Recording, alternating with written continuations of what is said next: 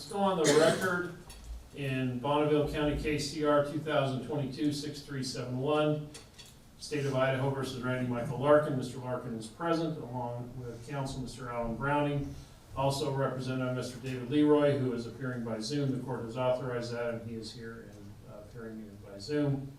State of Idaho is present, represented by Mr. Randy Neal and Mr. Stephen Hatterman. We're here today for a scheduled sentencing. The parties ready to proceed in this matter, Mr. Brown? Yes, the defendant is ready. Mr. Neal? Yes, sir. All right. Mr. Larkin, let me review the history of this case a little bit. At the time of your arraignment, you were informed that information had been filed against you by the state of Idaho charging you with murder in the first degree. You pled not guilty. However, on November 26, 2024, you appeared in court with your attorney, and after a 10-day jury trial, you were found guilty of a second-degree murder charge, along with a sentencing enhancement for use of a deadly weapon. The court, after that finding, ordered a pre-sentence investigation report be prepared. I have received that report and reviewed it. A copy has also been provided to your attorney. We first ask, Mr. Larkin, you got a chance to review that pre-sentence investigation report? Mr. Brown, are there any parts of that report that need to be clarified or corrected? Just a couple, Your Honor. May I remain seated? You can, and give me just one moment. I've got to pull up the right document. That's why it took me a minute to, I figured we'd have some changes, so I wanted to have it be ready to go. Go ahead. Well, thanks, Your Honor. In the third paragraph, page 4 of the PSI, we had, as you remember, in the middle of the trial, there was some controversy over a word in the grand jury testimony as to whether a statement was made to Kelly Hinks, whether it was leave or believe. And without going into details here, the court is well aware of that as is prosecution. It appears that the pre-sentence investigator put in the word leave on page 4, where as we had indicated, that was not in the transcript that was originally prepared. It was not in the transcript that went into discovery. And frankly, I don't know how the pre-sentence investigator would put that in unless actually told by someone from the state. I don't know how that wound up in page 4, but I think that's improper, and I just ask that not be considered. Well, so it's in which paragraph? It's in 1, 2, 3. The third paragraph, right smack in the middle, right on page 4. Okay. Mr. Neal, your response?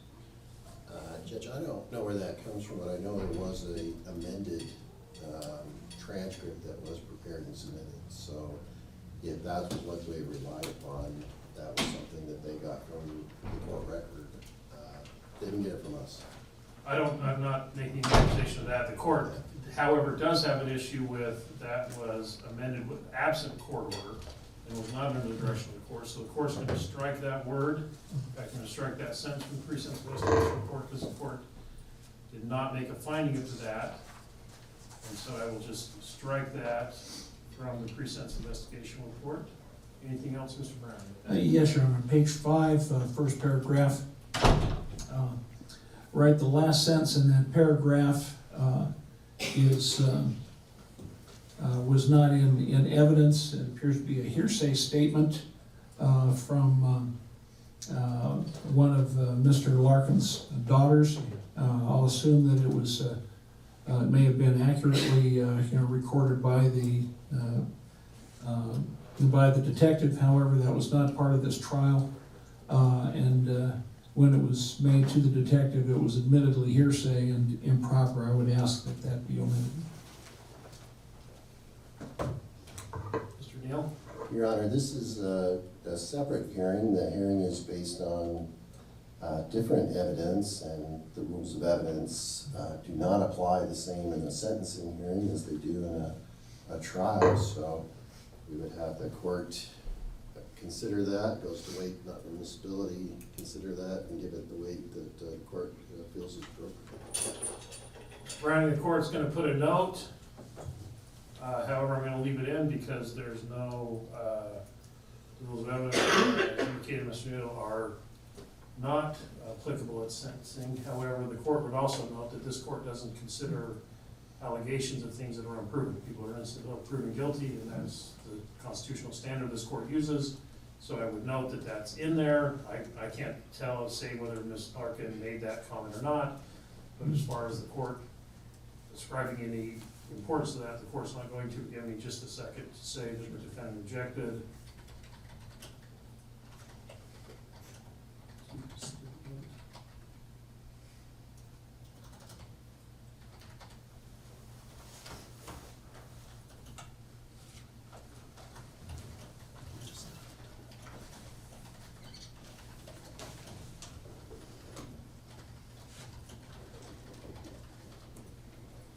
All right, Mr. Browning, next.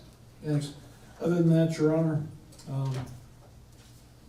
I would just submit that the entire PSI contains a lot of information that, frankly, I'm wondering why it's in here at all. It just goes through the history of the investigation of the case, where people were making wild accusations right and left, like that Morey was shot 5 times, 4 times in the chest, 1 time in the head, that it was some guys from Wyoming that did it. It was, all kinds of things that really have nothing to do with this case. So I would submit that I don't know why it's in there. I don't think it has any bearing on this case. I don't think it needs to be considered. I would submit to the court that there was I think the evidence on what actually happened came out in court. And I think both sides, brought it out. It was, the jury considered it. The jury made their finding and convicted Mr. Larkin of second-degree murder based on what it heard in court. So I would just ask the court to basically just consider, the evidence that came out in trial as what has bearing today. Mr. Neal, any thoughts? The court is well advised. It sat through 10 days of testimony and well advised on the facts. So I don't think the court's gonna have any trouble sifting through what came out as fact in trial and what should disregard. What I'm gonna do, because frankly, you're both right. Mr. Neal's correct. The court did want to handle the sentencing. The court sat through the trial and the facts. However, it's also true that the pre-sentence investigation report will follow Mr. Larkin to the prison system if that's what happens.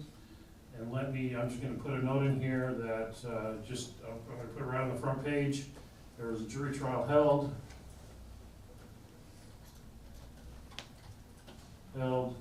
and the facts were established at the trial, and not all evidence contained in the pre-sentence investigation report was shown during the trial. Thank you.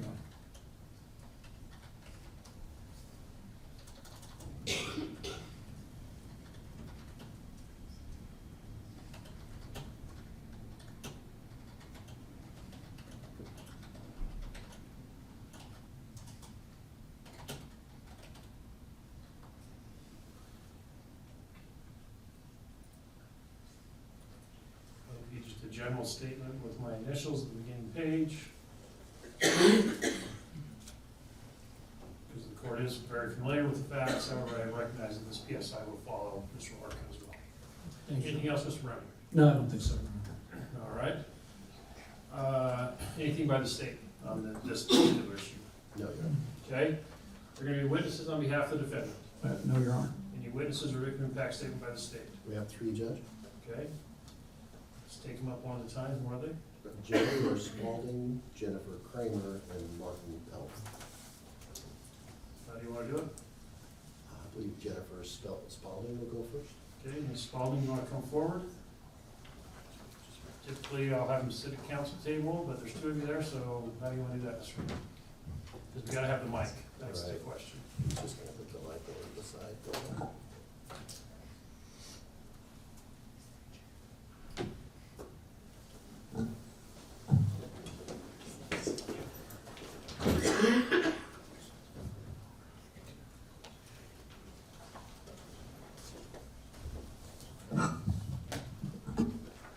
Mr. Brown, any objection to Ms. Spalding? No, Your Honor. If you could, Ms. Spalding, if you could, for the record, just have you say your full name and then spell your last name, if you would. Okay, it's Jennifer Spalding, Spaulding. All right. Go ahead, Ms. Spalding. Your Honor, my name is Jennifer Spalding. Is Morey Pelton and I's son. This is coming from my perspective as a mother, and this is our story. Instead of telling you the stories of his dad fishing or what they harvested while they were out hunting, I'm here to tell the story of how this violent act has impacted my son and I. We are haunted by the memory of that day, May 13th, 2022, when we learned about Morey's tragic fate. Receiving that phone call that Morey was murdered changed our lives forever. Knowing this was going to completely break my son's heart, I asked my dad to come help me break this life-changing news to our sweet boy. My dad and I sat down and told together that his dad was taken out of this world, and I watched as my 12-year-old boy cried in agonizing pain. It was one of the worst moments of my life. The trauma of this murder has caused Ridge and I so much pain, grief, and anxiety. We have both struggled to make sense of it all. After finding out this happened, I went back to school and discovered that everyone knew what had happened because it was all over the news. And as a kid, you would never want to be put on the spotlight for your dad being murdered. We had so many people that reached out and were worried about our safety after hearing about the traumatic death of Morey. My family and I spent months before anyone was arrested in Morey's case worrying if we were going to be put in danger next. As a mother, it's my job to always keep my sons safe, especially from people that think and act like Randy Larkin. I cannot imagine the fear that Morey felt with a gun pointed right at him. And after Randy shot him, he lay there for hours completely alone. He is not here to tell you how he felt, so I will try and be his voice. Randy cut his life short. This was not his time to go. He had so much more to do here. Randy took away his hopes, dreams, his entire future, and especially his role of being a father. We are left with the fact that Morey's life was ended by the intentional violent act of another human being. Randy needs to be held accountable for his actions. He made the senseless choice to fire off that gun and take Morey's life away from him forever. Not only did Randy create this pain for our family, but then we had to listen to Randy and his attorney slaughter Morey's name. They used his hardest battles and his addiction to try and throw him under the bus when Randy was the threat. Randy was the one holding the gun that night. I feel that Randy would be a threat to society, and I want to feel safe now that I have to raise my son alone. He constantly asked me questions about what his dad would do in a certain situation, and I wish so badly that he could ask him himself. But Morey is not here to give his advice because Randy robbed him of having that relationship with our son. As a 14-year-old teenager, it can be extremely confusing and difficult at this age in trying to discover who you are as a person, and the loss of his dad will be a deeply impactful and emotionally challenging experience, leaving a lasting void in his life. He's not going to have his dad for any big life events in the future. His first year of high school, and his dad will never get to see him graduate high school. He will never get to see him go to his first dance. He will not be here for his wedding day. He will not be here for when he has children of his own. And he especially will not be here for any of those moments when he needs his dad the most. Morey's absence will be felt throughout his life. He's in counseling and is working through his dad's death in his own time. I am also in counseling for how to cope with Morey's death and receiving advice on how to best support my son through this tragic death.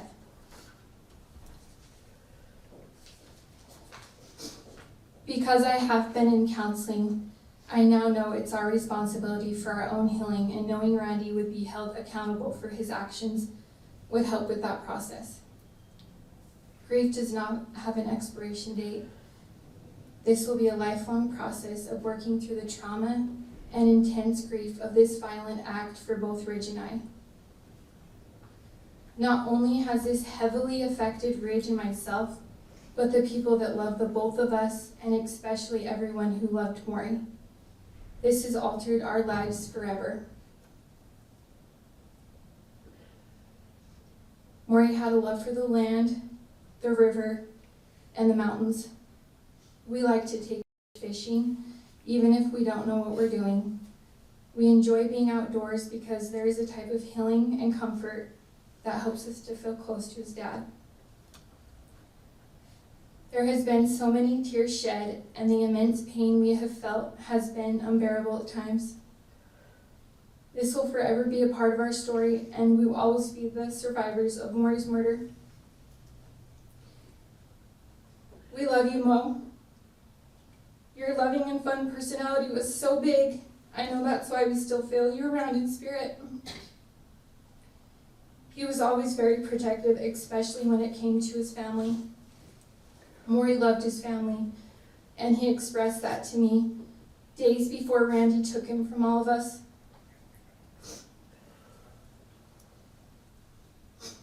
I asked if he had anything he wanted to add in his own words, and this is what he wanted Randy to know. Randy, you are a pathetic human being that should rot in a jail cell for the rest of your worthless life. Hold on. You need to direct your comments to me, not to the defendant.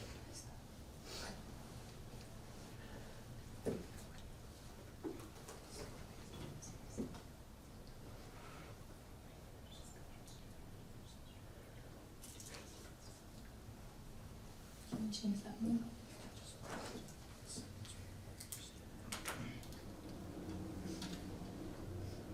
This was a dark act, and I know Morey will continue to be the light.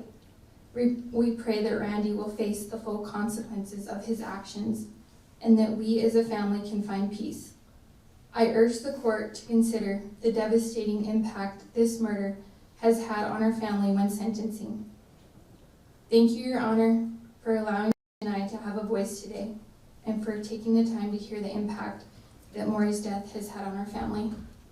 Thank you, Ms. Pauling. I appreciate that.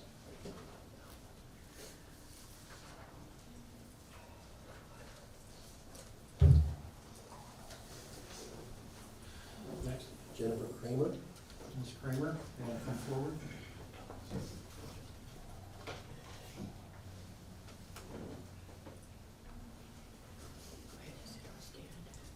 You can sit or stand, however you feel most comfortable. So with the court's permission, Ms. Milhouse will read that statement on her behalf. All right, that's fine. Any objection to anything on Ms. Milhouse reading the statement? To have, not at all. If Pam Milhouse wants to read, that's fine. Go ahead, Ms. Milhouse. And for the record, we'll get the person who was giving the statement to spell their last name. Okay, this is a statement by Jennifer Kramer, Kramer. Thank you. Go ahead. Dear Judge Pickett, I am writing this letter to express the life-altering impact that Randy Larkin's actions have had on me, Morey's father, and Morey's two sons. May 12, 2022, he brutally took my only child's life over a petty amount of money, a value that pales in comparison to the irreplaceable life my sons he extinguished. Randy Larkin has shown no remorse for the pain he caused. He murdered my son and left him alone to die like he was nothing, just a casualty of his reckless violence. His actions reveal a profoundly cold and callous nature. Moreover, the fact that he and his accomplices fled the scene, showing no concern for a life slipping away, highlights their complete lack of humanity. What kind of a person/animal can just leave someone to die in a pool of blood? Honestly, Judge Pickett, what kind of person can do what he did? Understanding Randy Larkin is a bully who has abused his own children demonstrates clearly that he is capable of feeling empathy or remorse. He has terrorized those around him, and he now has taken my only child's life. His actions reek of cowardice, preying on the vulnerable instead of seeking resolution or understanding. Your Honor, Randy Larkin must be held accountable for his heinous act.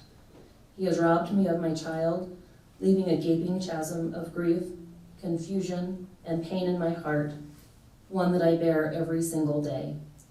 My life will never be the same. I urge you to impose the harshest possible sentence. Solitary confinement seems appropriate, for he must have a glimpse of the torment he has inflicted on me, Morey's father, and Morey's 2 sons. He needs to grapple with the reality of his actions, a never-ending reminder of what he took from us. I ask that you enforce a sentence that ensures he feels the weight of his actions, that he suffers each day in prison for every moment without my son. May he have to confront the destruction he caused and the pain he continues to inflict through his callousness. May every night he close his eyes and be haunted by the echoes of my son's laughter and the reality of his actions. He's shown nothing but cruelty. He is forever the cause of this tragedy, and I hope he understands that his soul is forever stained by his act of violence. He will never be free of this. Enjoy that reality. Sincerely, Jennifer Kramer, Morey's mother. Thank you, Ms. Kramer. Thank you, Ms. Milhouse.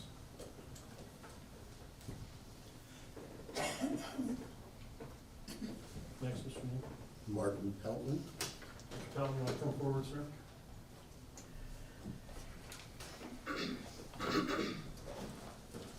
Once again, if you could tell us your full name and spell your last name. Yeah, it's Martin Pelton, Pelton. Yeah, go ahead. Standing before you today, Can I interrupt just for a second? I apologize, sir. There were some photographs that the court received. I don't know if Mr. Browning received those. No. Did you want the court to consider them, or what's the status of that, Mr. Neal? We'd just like to have those included in the PSI. What photographs are we referring to? I'll let you object. Those are pictures of the victim that they've been shown. I've seen that before. Can you email those to Mr. Browning? I'll let you object to those after the sentencing if they're not using them right. Well, if they're, I think I know which ones you're referring to, probably crime scene photos. No. No? No, it just took the victim's life, Oh, okay. pictures of it doing certain things. I'll let you object once you've got a chance to look at it, Mr. Trump, if they're not going to use them today, right now. Okay, go ahead. I apologize, I cut you off. I just wanted to clarify where we were on the record. Go ahead. okay. Well, standing before you today, I'm a mere shadow of the man I was before my son's life was taken. Stripped of joy and deprived of the profound companionship that defined my existence. My name is Martin Pelton, and I'm here to articulate the devastation that the murder of my only child. Morey Pelton was brought upon his life and soul. For the last 2.5 years, I've been navigating a world that feels irrevocably altered. I am haunted by the loss so profound that I cannot express the words that define the hurt I feel every day. There's a gaping hole where my heart used to be. They say time heals all wounds, but this one just keeps bleeding. Morey was not merely my son, he was my best friend, my bud, the thing that brought me joy, my hunting partner, my fishing buddy, my words, my everything. I raised Morey myself as a single father since I was about 3.5 years old, which made our bond closer. With it, just the two of us. Morey's personality, the smile, will be the things I miss the most. Get it together. We spent countless hours together. Morey and I were inseparable. I thought we were the best of friends. I will never forget the day I heard the call from the police saying my son had been shot and died at the rest area. The best part of me died right there with him. Or seeing him in a coffin.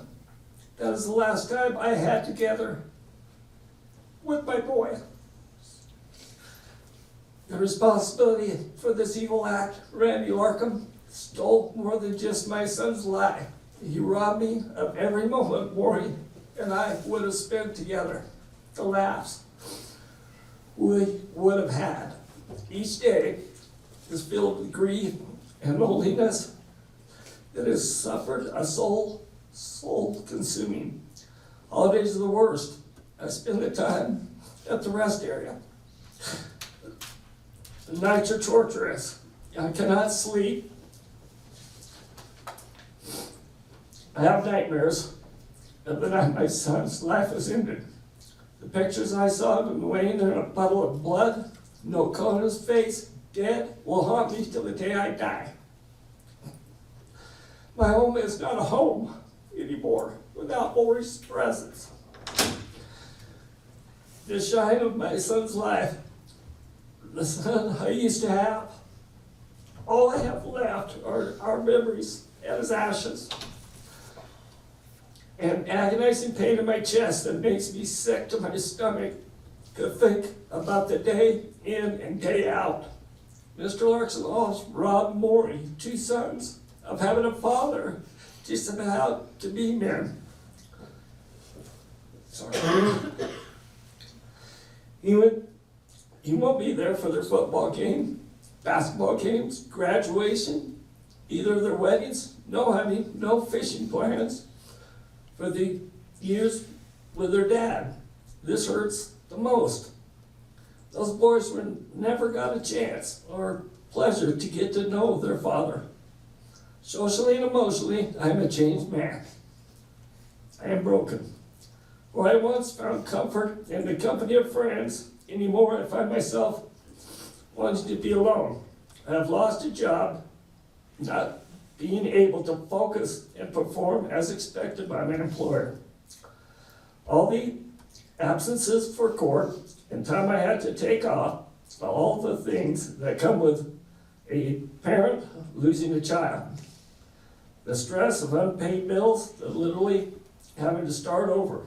I cannot quit no matter how bad I want to. I promised Morey I wouldn't. I had 4 kids. Your Honor, Mr. Larkin has showed 0 remorse for his actions. I pray when making a decision today that you will try to put yourself in my shoes. Do you have a son, Your Honor? Could you go on without him? What would you want for the person who took your child's life? I spend every day for the rest of my life thinking about Mr. Larkin's actions. In my opinion, he should have to spend the rest of his life thinking about the consequences and his actions from a jail cell. Thank you, sir. Any other ones, Mr. Neal? Okay, Mr. Browning, I assume you'll be making the argument? Yes, thank you. Before I end the sentence, I'll let you speak on your client's behalf.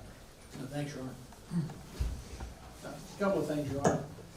Most importantly, this case has been in the public eye. It's been a very public case. And I think the general public needs to know that Mr. Larkin was not convicted of first-degree murder. He was convicted of second-degree murder, which is an entirely different offense because there's no premeditation in second-degree murder. That means that he did not go to the rest stop. The jury found this. He did not go to the rest stop with the intention of killing Morey Pelton. The jury found malice in this case, and the definition of malice in this case is that when Mr. Larkin fired his gun, he knew that that was an instrument that could cause harm or death to Morey Pelton. That's what malice is. The jury found that. When he fired the gun, he knew that was something that could kill Morey Pelton. So they found that he did fire the shot. He knew when he fired the shot that it could kill Morey Pelton. And his belief, as he stated, that Morey Pelton was going to do him harm, that he needed to shoot to defend himself, was not reasonable. That's what we're dealing with here. So I want everybody to understand this was not a case, although the state brought the case as a case of first-degree murder, the jury did not find that. This is a case of second-degree murder, which was an unreasonable firing of the gun, and that's what the jury found, that he did not go to that rest stop with the intention of killing Morey Pelton. With that, and I thought it was important everyone to understand that, there's a huge difference between a conviction of first-degree murder and second-degree murder. It's in the statute. The sentencing for first-degree murder is a mandatory life sentence, but for second-degree murder, it requires a unified term of 10 years. That is the minimum penalty. It's not a fixed term of 10 years. And there are several cases in Idaho that have stated that. I'm not sure if the court was aware of that. But okay, I just want to make that clear, that in some cases, second-degree murder convictions have resulted in lengthy, indeterminate sentences with no fixed period whatsoever. What I am requesting and proposing as a reasonable sentence in this case is a sentence of 3 years fixed, 7 years indeterminate, and that would comply with the requirements of the statute for conviction of second-degree murder. I note also that there's conviction for the use of a deadly weapon, and which was charged separately. And under the statutes, that also requires a sentence. And I believe the court states, or the statute states 15 years, that it can be up to 15 years. I suggest that the court have that as a indeterminate portion, of the sentence for Mr. Larkin. And just for the court's information, I think the court probably knows at this time, Mr. Larkin at this time has spent about 2.5 years in jail. He has been here in Bonneville County, and as Your Honor knows, when he was first incarcerated, he was scheduled to have hip surgery. And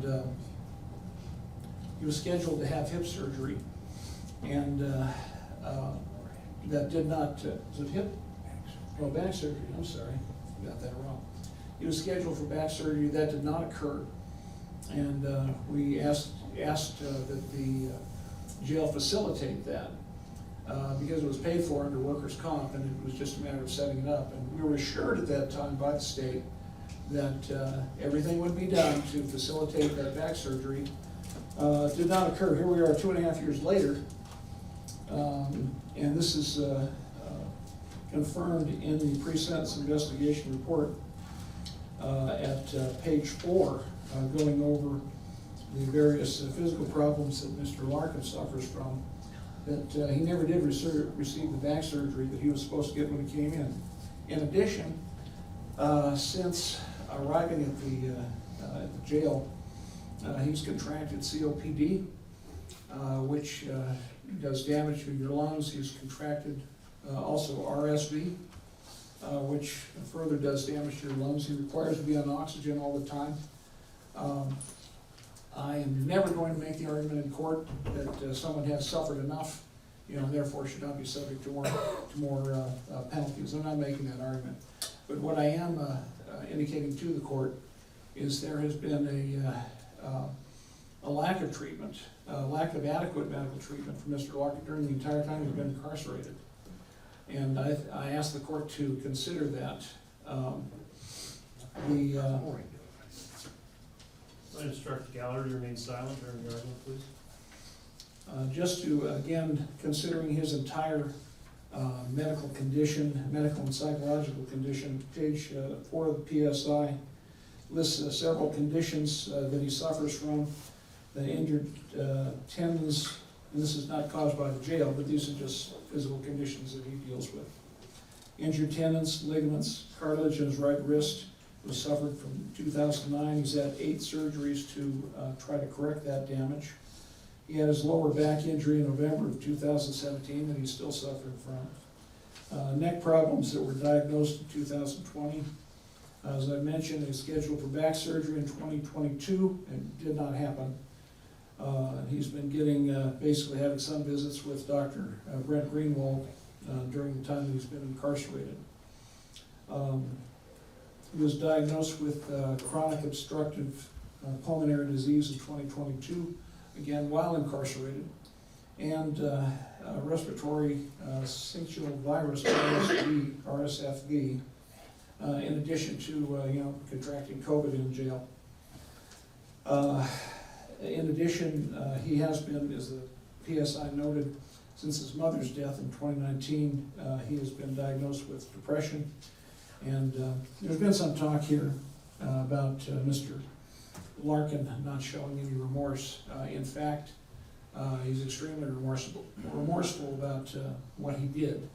Acknowledges that what he did was wrong, that it impacted him severely enough that he attempted suicide shortly before he was called by the Bannock County Sheriff's Office, told that they were going to have a warrant for his arrest, and at that point he turned himself in and has been incarcerated since that time.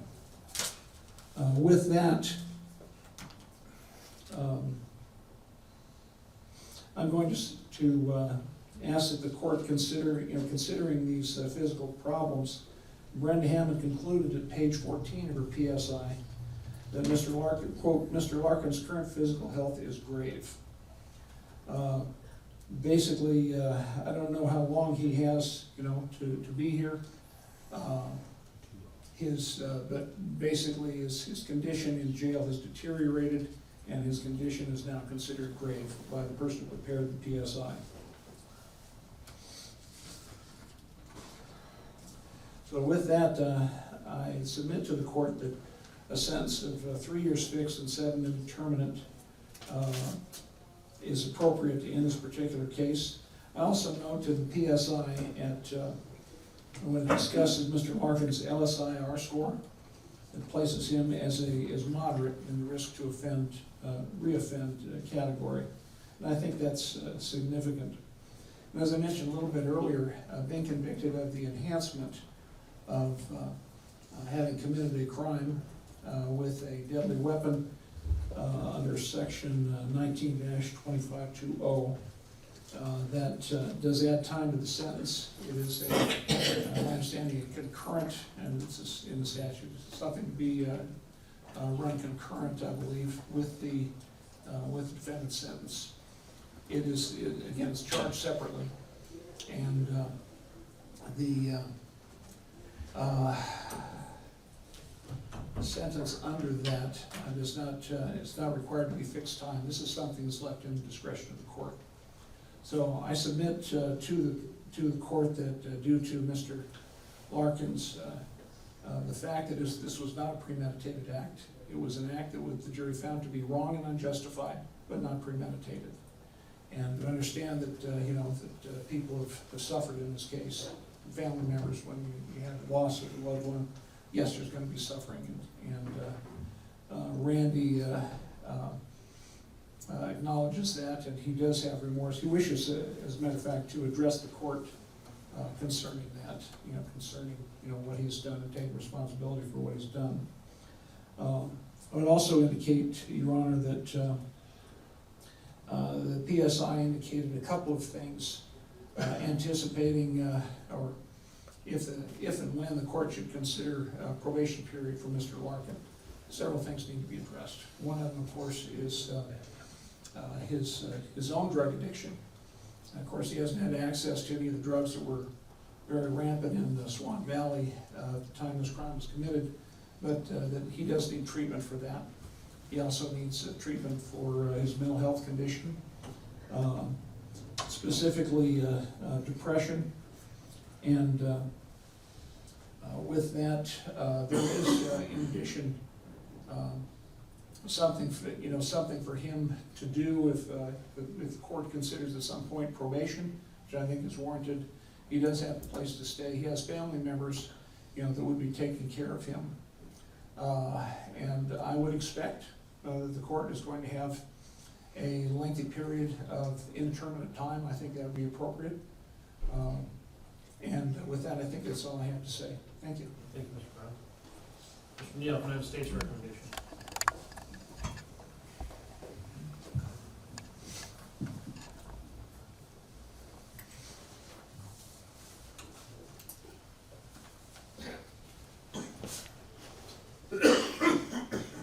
Your Honor, the court has had the opportunity to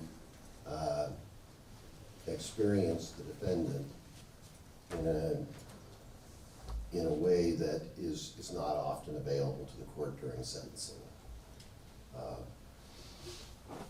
When a pre-sentence investigation is created, that may be, in many cases, the only thing that the court can consider, because the case has come to the court because of a plea agreement, or at least a minimal acknowledgement of guilt.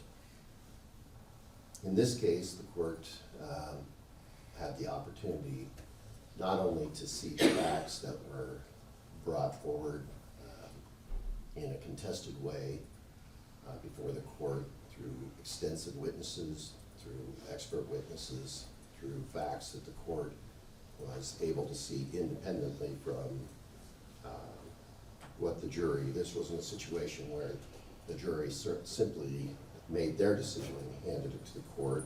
This was a situation where the court carefully reviewed each piece of evidence, considered any objections, and was able to view piece by piece and fact by fact. It's unusual for a court to have 10 days worth of information concerning a crime. So the court has an advantage there. It's also important that the court was able to review the defendant himself. Could hear the defendant's testimony, could judge it for, the court could consider it from listening to it, that testimony in person, being able to see him confronted with the facts and the evidence and the way that he responded. So unlike perhaps the majority of cases that a district judge sees, this is a case in which the court is much better informed than if there hadn't been a lengthy jury trial where the court was able to review a great deal of evidence directly, and that evidence which led to his conviction.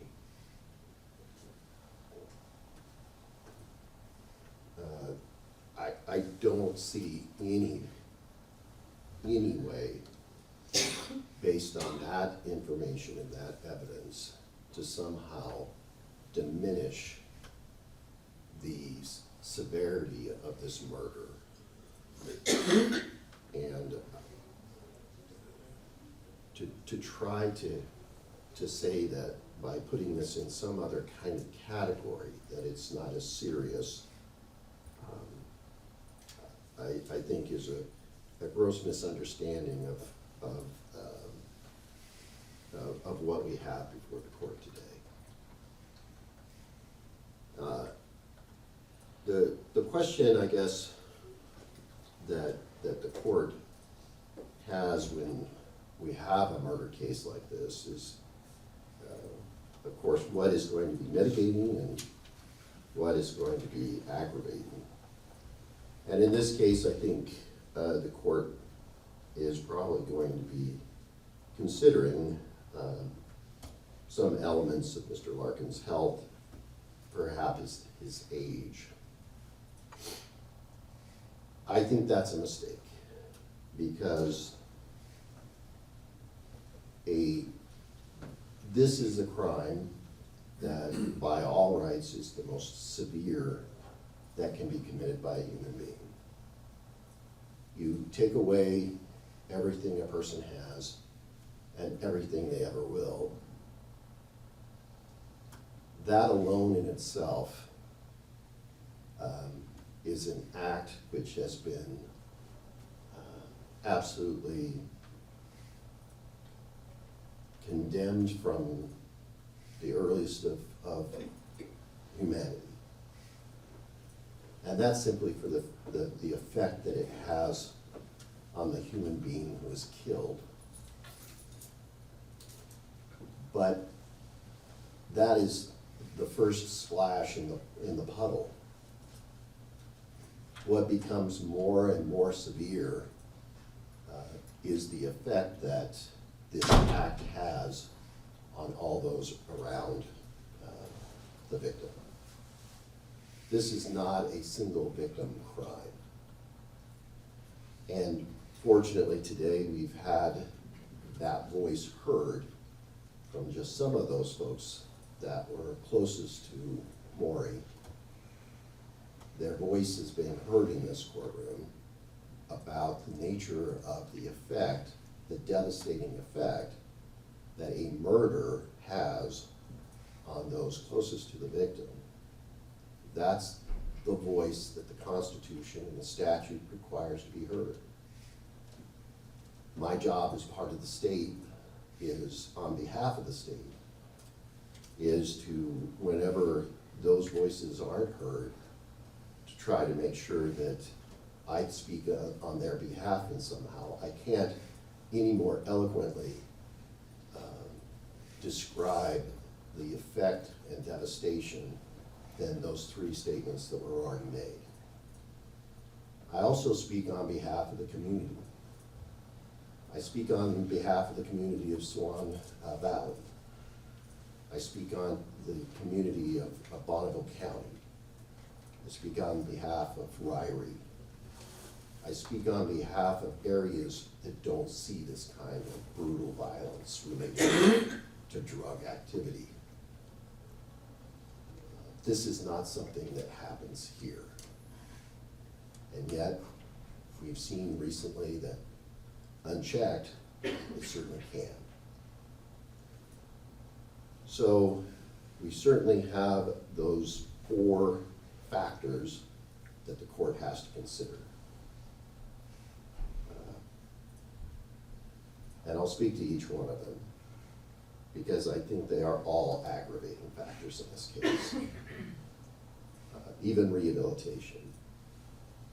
As I read through the pre-sentence investigation and I listen to or read the words of the defendant, I again see no acceptance of responsibility. I did not see that during the trial. I did not see that in his testimony. In fact, my view of the testimony of this defendant was that he was so devoid of consciousness that it became almost a game for him. He was animated.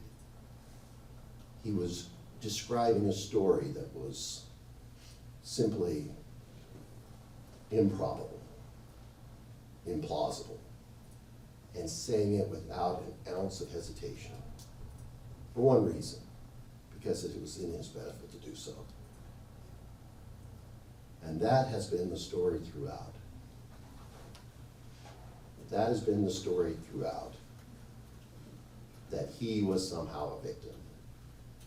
A happy-go-lucky guy, just in the wrong place, who made this, this decision that was forced upon him.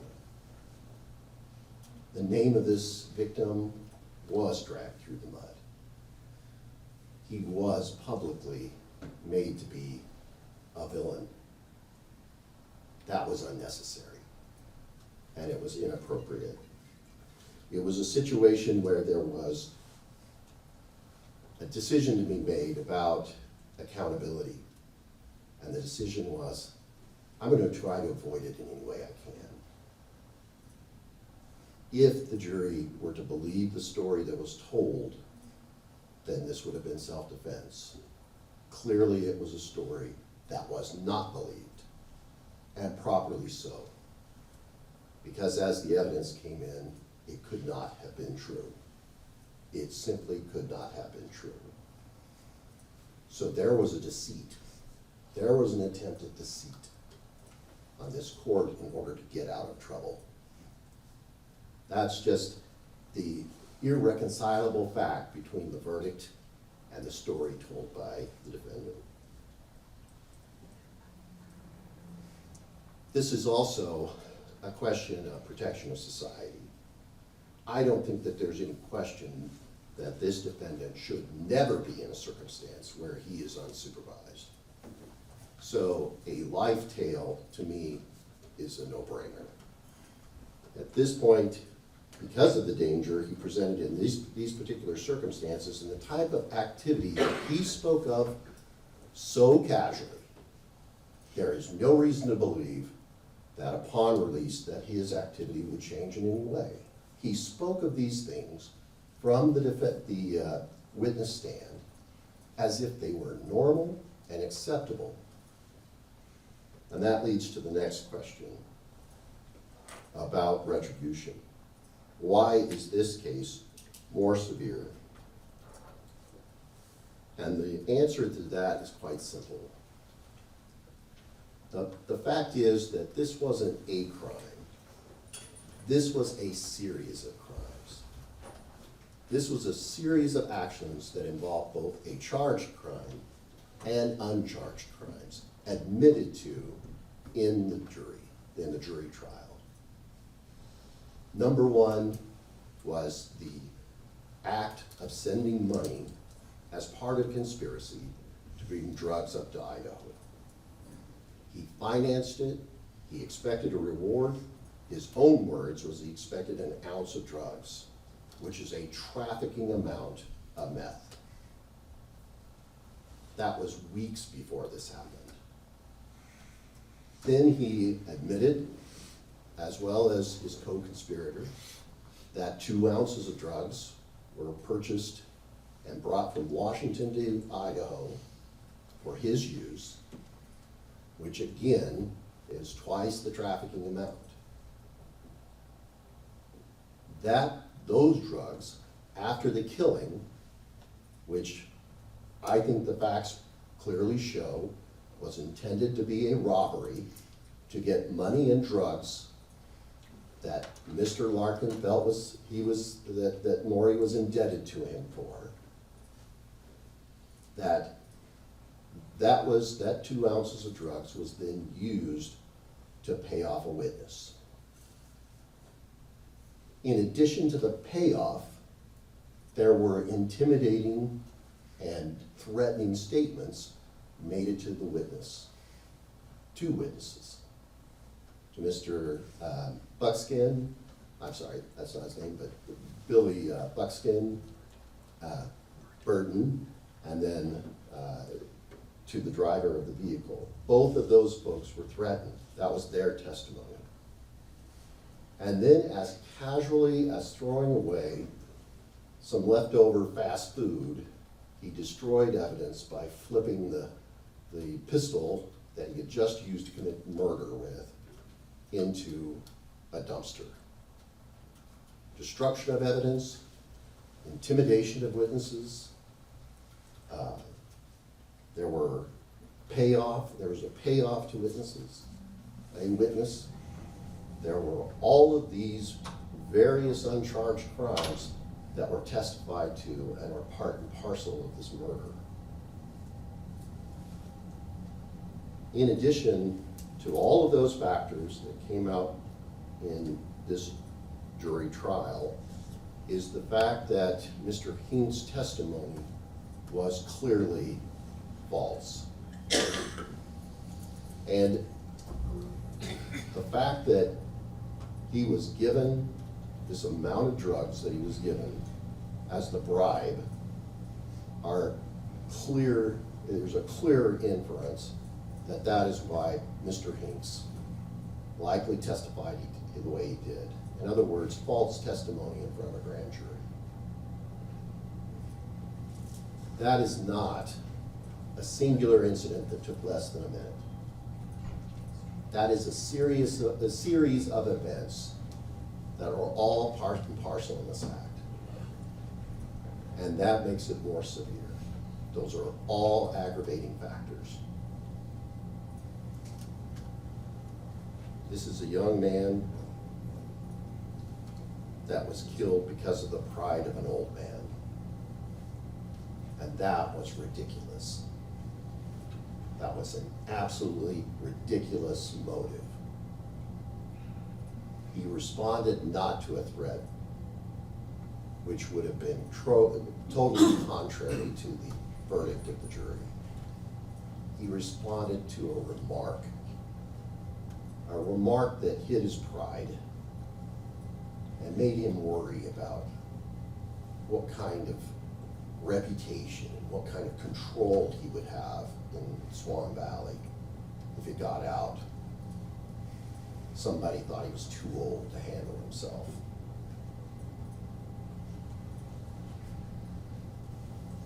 This is a severe murder.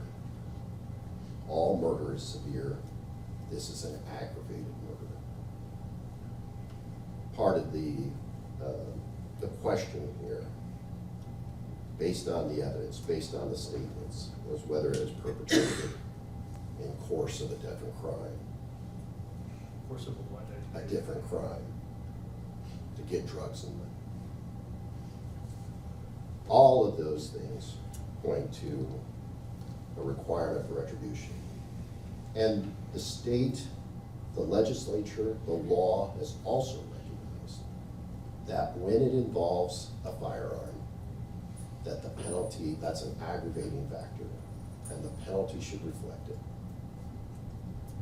All of those factors are recommending, all those aggravating factors would recommend a higher sentence.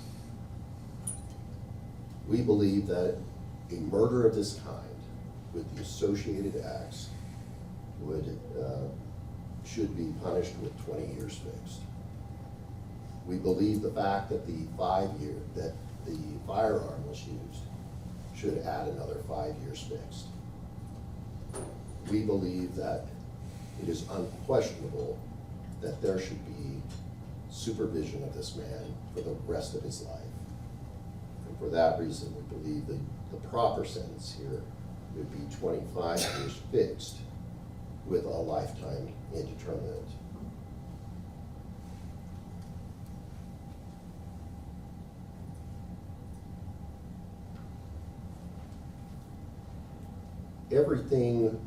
Everything that has preceded this, I think, has a commonality. That Mr. Larkin, who comes to this court with a criminal history, he was a convicted felon. Mr. Larkin lacks empathy to a degree that there is concern for one person. I have not seen remorse. I have seen self-concern. I have seen someone willing to say anything to minimize the impact, to minimize the accountability, to minimize the consequences.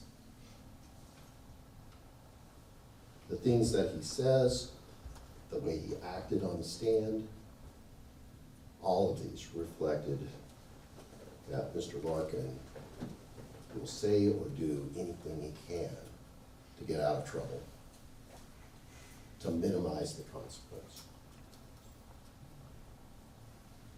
This will be my last chance as the voice of this community to say anything to this court.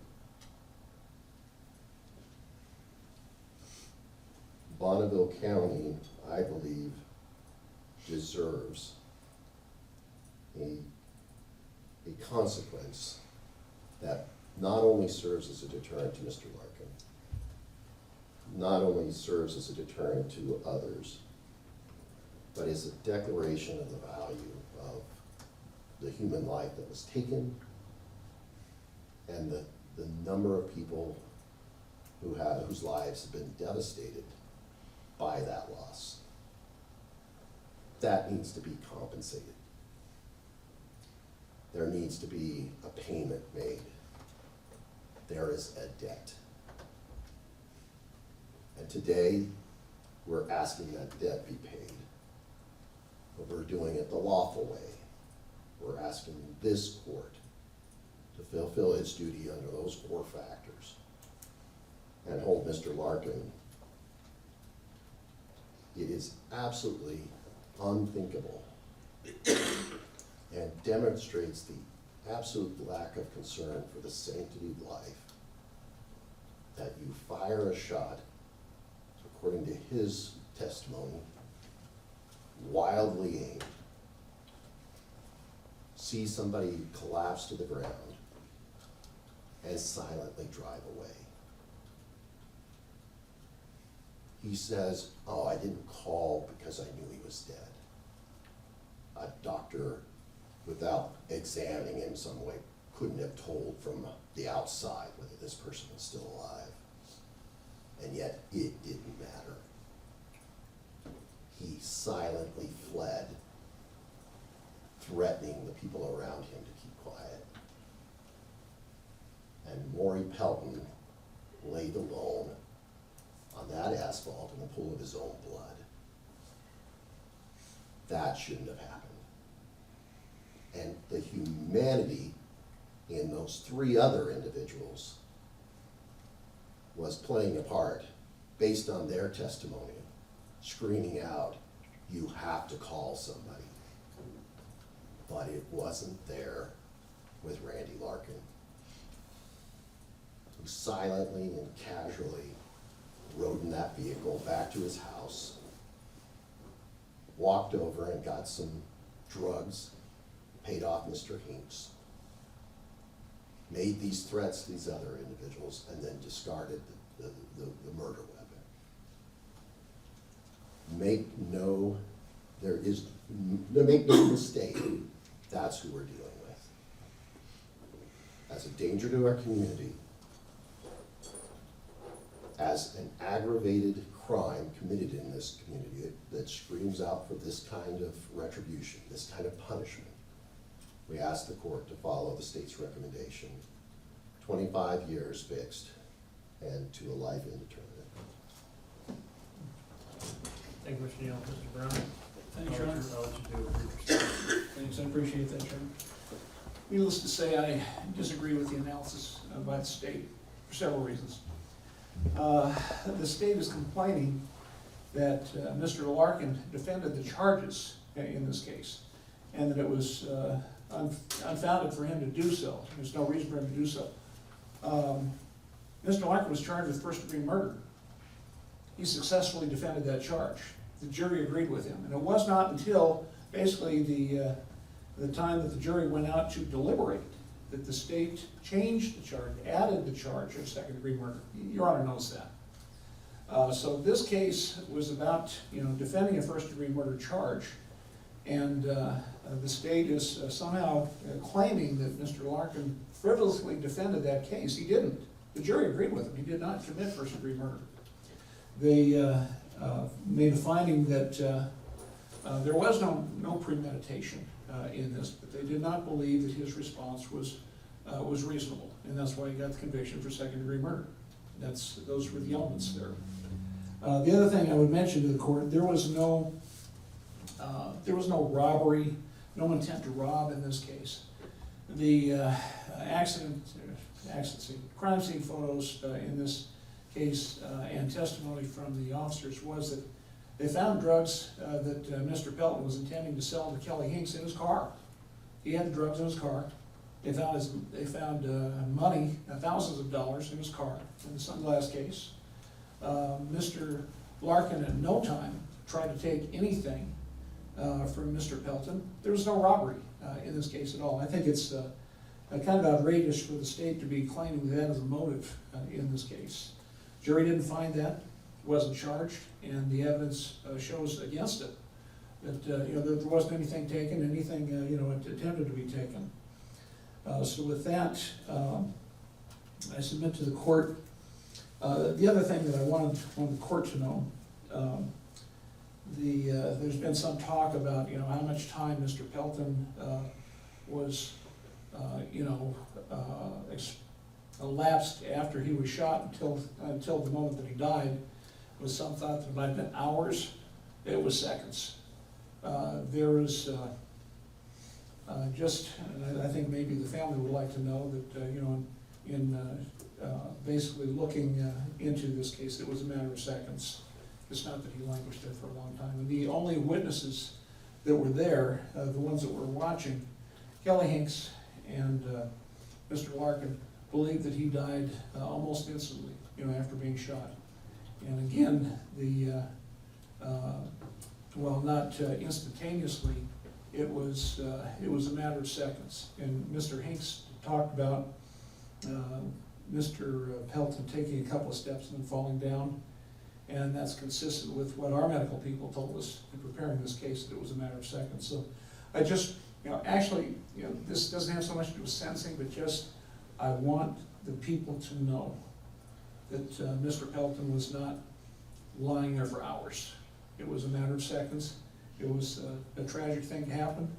And because of this event, Mr. Larkin was here for sentencing today and ready to accept the court sentence. But I wanted everybody to know that it was a matter of seconds, after that he was shot that he died. Thank you. Thank you, Mr. Brown. Larkin, before I announce sentence in this matter, you give you the chance to address the court. You are not required to say anything, nor do I hold it against you in any way if you choose not to. However, if you do wish to exercise your right of allocution, I will give you that chance, and I will allow you to remain seated. You can stand if you wish, but if you wish, you can remain seated. Go ahead. Go ahead, sir. And once again, you can direct your comments to me. Yes, sir. Yes, sir. Sir,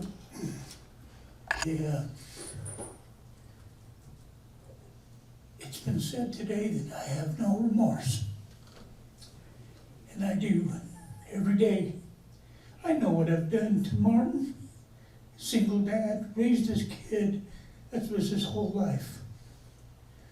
I know what I've done to two boys. Their dad will never be there again. And their mothers. For support, both physical and financial. I know this. And it's not only their family, my family. My family is dealing with my wreckage.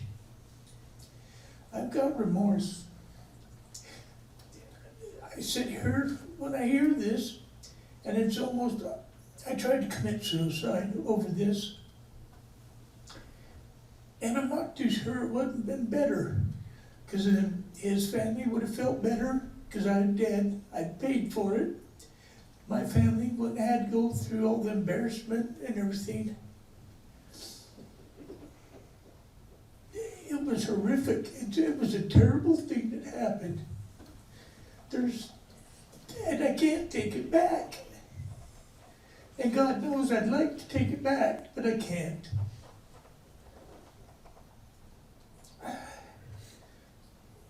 And I accept with the jury's verdict. I accept that.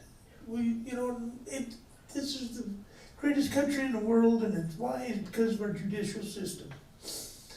And I accept what the jury's verdict is. I accept that. And I'm standing in front of you today, sir. I'm going to accept what I get. And for that, I'm sorry, but I can't take it back. I can't fix it. And that's all I have to say. I'm sorry to the family, Martin especially. Because I know what the man is going through. I know how close he was to Morey. That's all I got. Thanks, sir. You may be seated. Are you satisfied with the representation of your attorney up to this point? Excuse me. Are you satisfied with the representation of your attorney up to this point? Oh, very. Mr. Browning, is there any legal reason why I should not sentence the defendant today? There is none. Mr. Larkin, and based upon your plea of guilty, based upon this verdict of the jury in this case, guilty, it is the judgment of this court that you are guilty of the crime of second-degree murder with the accompanying weapons enhancement as a potential enhancement to the sentence. I have carefully reviewed the report in this matter, as indicated by both counsel. I was the judge that oversaw the trial. and frankly, have overseen this case from the very beginning. I'm going to make a couple comments about that in the future, but all of the hearings have been in front of me other than the few that occurred in the magistrate court. I have listened carefully to the argument of your attorney as well as the argument of the state.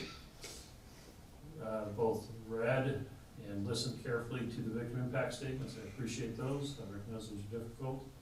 I've also read the letters of support that were submitted by your counsel on your behalf. Those were not mentioned today, but the court has reviewed those, and I will refer to those as part of my analysis in this case. These have been addressed already, but I want to be clear for the record. The court has the obligation of reviewing this sentence in light of the objectives of criminal sentencing adopted by the Idaho Supreme Court. Those are the protection of society, deterrence of you and of others, the possibility of rehabilitation and punishment, or retribution for wrongdoing. And for the record, I want to be clear what this court considers. I consider the criteria set forth in Idaho Code 1925-21 relative to the question whether I should place you on probation or confine you to prison. But there's been some things that were said that I want to just be clear for the record what this court considers. There's been discussion of uncharged crimes, both allegations made in victim impact statements and during argument. The court is only here to sentence you on the second-degree murder charge. I recognize that there was arguments made of first-degree murder, evidence presented of that, the charge was that, just as there were arguments made of self-defense, and the lesser included. I believe the jury did a good job. I thought they paid attention and came to a thoughtful verdict in this case of second-degree murder. Was there evidence of premeditation? There was. Was there evidence of self-defense? There was. What did the jury find? The jury said that you are guilty of second-degree murder. Mr. Browning talked about that means no premeditation.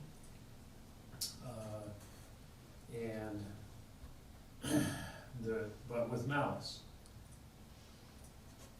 And there was discussion of that, and I appreciate that. There has also been discussion of what this court should consider, whether I shouldn't consider mitigating factors, I shouldn't consider the medical treatment argument, I shouldn't consider other things. Let me tell you that this court is obligated to consider both aggravating factors as well as mitigating factors. That's what I refer to the letters of support. I recognize, sir, that you have a loving family, and that for the majority of your life, although you do work a convicted felon, you spend most of your life not under the authority of the court or the Department of Corrections. And I take that into account. I'm also required to consider the factors as discussed, just as I recognize that the victim impact statements aren't evidence, and those statements, however, are important, just like the letters of support for you and your statement aren't direct evidence. However, the court is required to consider those. The weight to which I put that evidence or that presentation is up to me, but the court is required to consider the medical treatment, the argument of self-defense. And frankly, I want to put this on the record as well. I recognize Mr. Browning's situation, that you have maintained that this was a self-defense case. I assume there'll be an appeal of this case. And so I recognize that in some ways it is trickier for a defense attorney and a defendant to fully accept all of the responsibility while maintaining their innocence as to the crime that's charged versus the pleading of, or the argument of self-defense. So I'm mindful of that and aware of that. Check my notes. I've taken numerous notes even during the argument as well as before.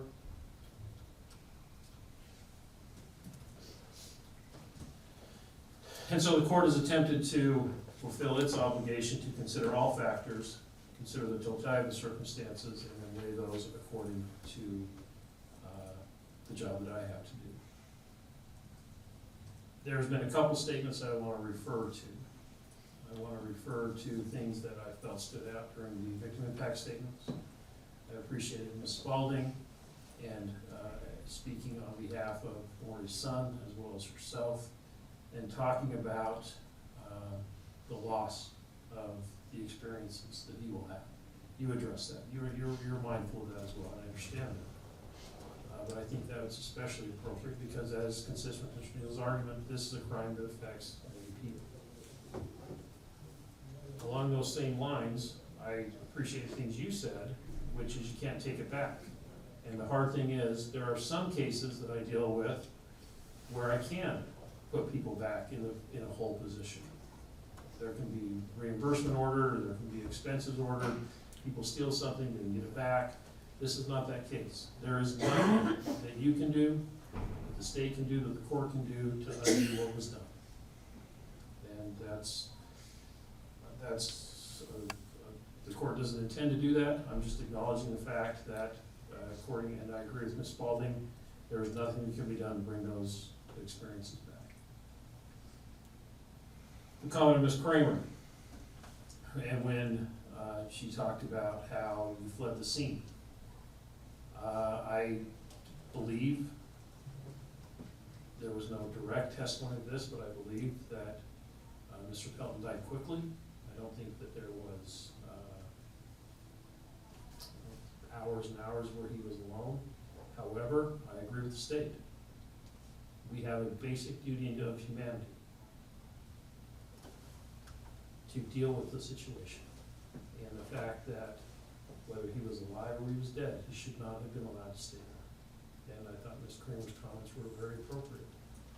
I did want to address one issue that she said, asking me to be held in solitary confinement. That's not up to this court, that's up to the Department of Corrections, that is dealt with on their end, not at this point. And then certainly the statement of Martin Pelton, and you acknowledge that, and I appreciate that you understand that you can't undo this. But his comments of being stripped of joy and the nights that he sits and tries to figure that out, what happened, deal with that. And the comment of him going to the rest stop on holidays, difficult. At the same time, and I am, as indicated, required to do this, I recognize there are mitigating factors here too with the situation of your family. I refer to the letter of Misty Summers, where it talks about your history, and the work that you did, and that you would help people. Then the letter of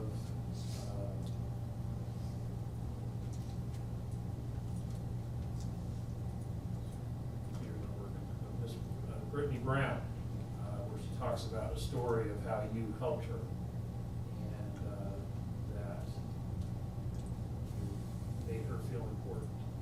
And then as well, Charity Mark, where she says, and I highlighted this paragraph, I acknowledge my father's mistakes, yet wholeheartedly believe in his trustworthiness and sincerity. His sense of remorse and regret has fueled personal growth and transformation. He's a loving, dependable, and caring individual deserving of a second chance. The court's required to consider that, and I do. I recognize that there is grief and loss on both sides.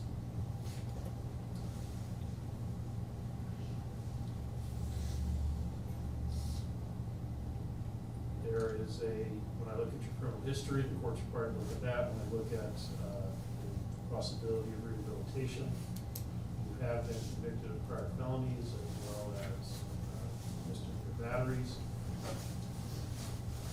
And ultimately, I, as indicated, listened to the trial, and I think the state argued this pretty effectively. And, I don't know the conditions. The jury did not find premeditation, but the comment of the fact that this occurred because of the statement of the pride of an old man. I think you took a gun to collect a debt, which is unlawful. You set that up.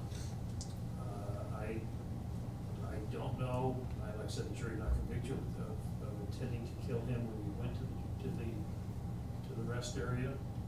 However, there is no doubt that you, in response to the statement or in response to some stimulus other than self-defense, you pulled the gun, you shot Morey Pelton, and you died. You caused that. No one else did. There is no excuse for that. There's no justification for that.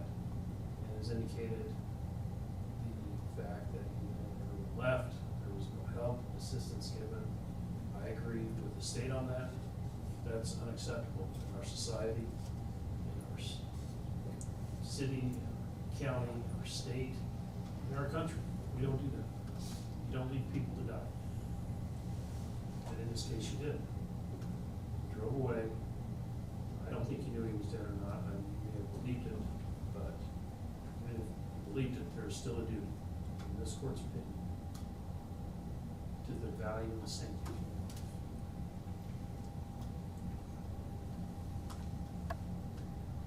It's a terrible thing, and I agree with, I thought your statement was appropriate. You said it's a terrible thing that happened.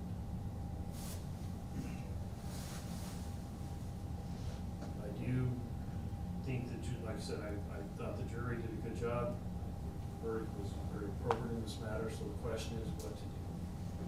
The court has been familiar with other first-degree murder cases, second-degree murder cases, and voluntary manslaughter cases in this area, in this district, for the last 25 years. I'm aware of what the sentences are.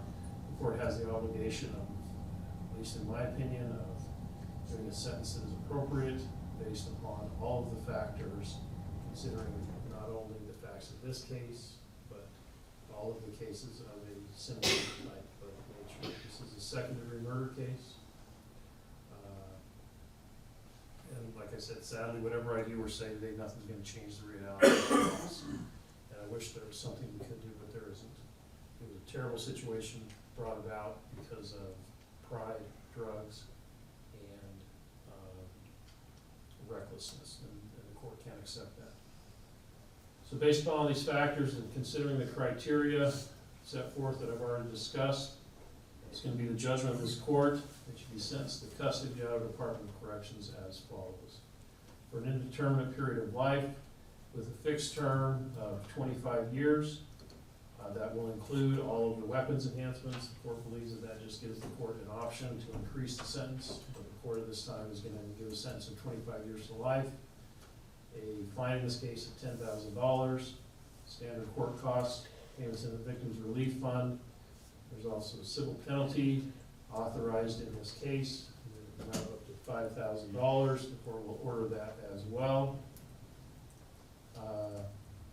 There has been a motion for restitution filed in this case in the amount of $5,063. Mr. Neal, is there more than that?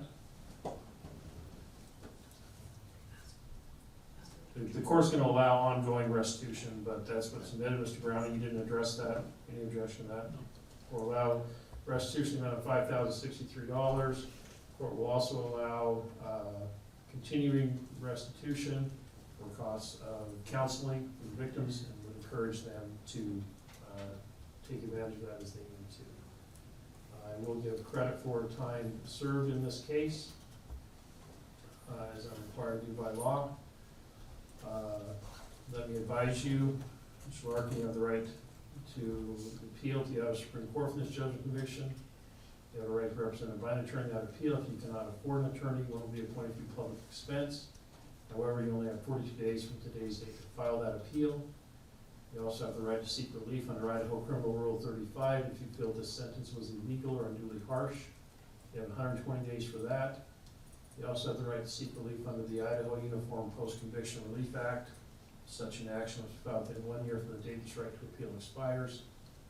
If you have any questions, please consult with Mr. Leroy or Mr. Browning, or also the collection of a DNA sample and right thumbprint consistent with Idaho code. I am going to order that all members of the gallery remain in their seat. I have instructed law enforcement they are to remove Mr. Larkin from the courtroom absent because of where we are in courtroom 7. I'm going to have the gallery remain in their seat. Anything else we need to take up at this time, Mr. Brown? No, Your Honor, I don't think so. Mr.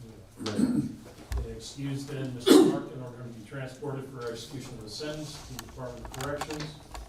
I will order that the gallery remain in place, I'll remain in place as well, and we'll instruct the gallery when they can arise.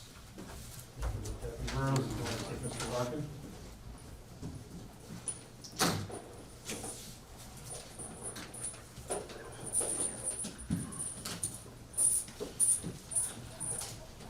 Excuse me? You can go ahead, Mr. Brown, you can go ahead and talk to your client. Thank you.